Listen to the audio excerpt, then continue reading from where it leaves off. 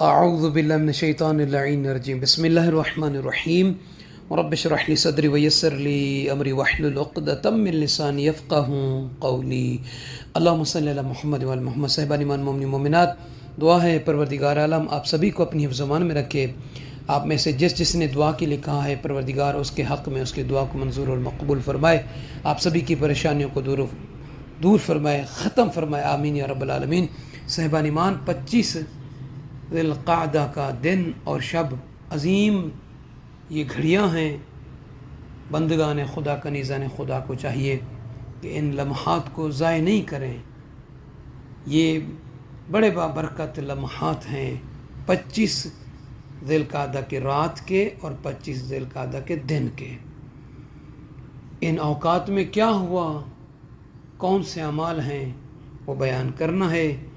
آئیے آپ سبھی بہنوں سے، بھائیوں سے، بزرگوں سے، نوجوانوں سے کہ جو ہمارے چینل نجفی کربلائی کو سماعت فرمانا چاہتے ہیں یا سماعت فرما رہے ہیں لیکن ابھی تک سبسکرائب نہیں فرمایا تو سبسکرائب فرما دیں۔ آخر تک ویڈیو سن کر لائک کر کے دوسرے مومنین کو بھی اس کارواں میں شامل کیجیے گا، اس ویڈیو کے لنک کو شیئر کر کے۔ جزاک اللہ۔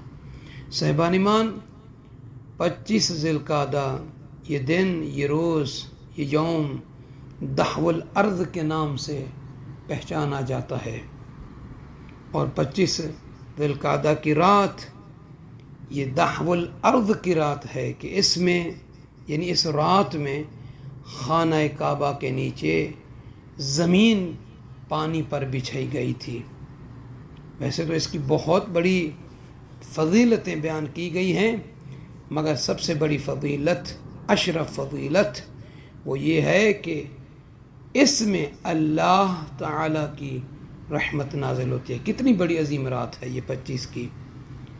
لہٰذا بندگان خدا کو چاہیے، کنیزان خدا کو چاہیے کہ اس شب میں خود کو مصروف عبادت رکھیں۔ یہ بندگان خدا کے لیے کامیابی کا سبب ہے کہ اس شب میں جو عبادت میں خود کو مصروف رکھتا ہے وہ اللہ کی طرف سے بہترین اجر اور ثواب کا مستحق قرار پاتا ہے اور اس کی مانگی ہوئی دعا کو خدا قبول فرماتا ہے۔ روایت میں ملتا ہے کہ حسن بن علی و شاہ کے نام سے ہے، وہ فرماتے ہیں کہ میں کم سن تھا، ایک مرتبہ 25 ذی القعدہ کی رات کو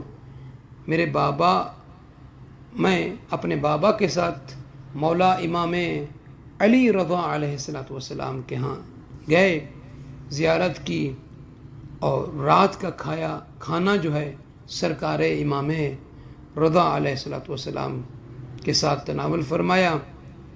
وہ کہتے ہیں کہ کھانا کھانے کے بعد امام رضا علیہ السلام نے فرمایا کہ آج کی ہی رات حضرت ابراہیم اور حضرت عیسیٰ علیہ السلام متولد ہوئے، یعنی 25 ذی القعدہ کی رات امام انہیں بتا رہے ہیں، اور امام فرما رہے ہیں کہ روئے زمین کو خانہ کعبہ کے نیچے بچھایا گیا۔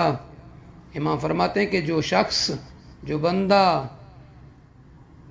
اس دن یعنی 25 ذی القعدہ کے دن روزہ رکھے، امام فرماتے ہیں تو گویا اس نے 60 مہینوں کے روزے رکھے ہیں۔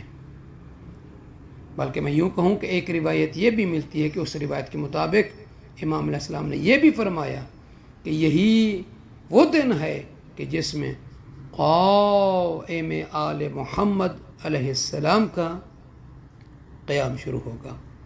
تو صاحبان ایمان، 25 ذی القعدہ کے اعمال جو روز دحو الارض ہے، یہ سال بھر کے ان 4 دنوں میں سے ایک دن ہے کہ جن میں روزہ رکھنے کی خاص فضیلت ہے، اجر ثواب کے حوالے سے۔ ایک روایت میں یہ بھی ملتا ہے کہ اس دن کا روزہ 70 سال کے روزے کے مانند ہے۔ ایک اور بھی روایت ہے اور اس میں بھی یہ بیان کیا گیا ہے کہ اس دن کا روزہ 70 سال کے گناہوں کا کفارہ ہے۔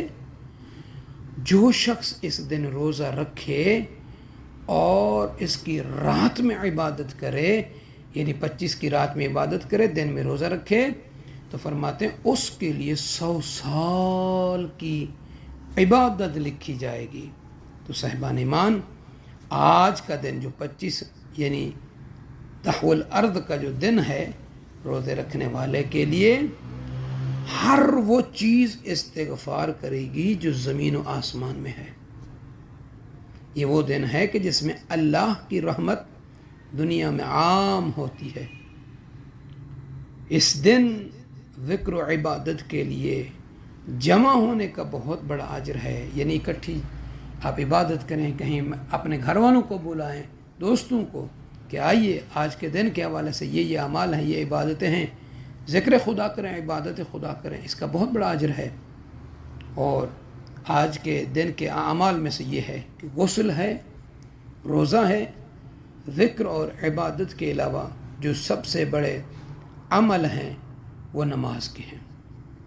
کتنی؟ 2 رکعت نماز ہے جو ظہر کے قریب پڑھی جاتی ہے، جس کی نیت کریں گے کہ 2 رکعت نماز روزے دحو الارض پڑھتا ہوں یا پڑھتی ہوں قربتاً الی اللہ۔